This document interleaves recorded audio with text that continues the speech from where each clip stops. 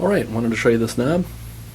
It does not have a pointer on it in any way, so maybe with a potentiometer, it could be a, you know, an infinity one or indefinite, right, left, fine tune.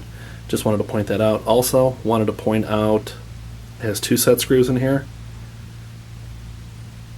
Nice metal backing. Set screws are really tiny.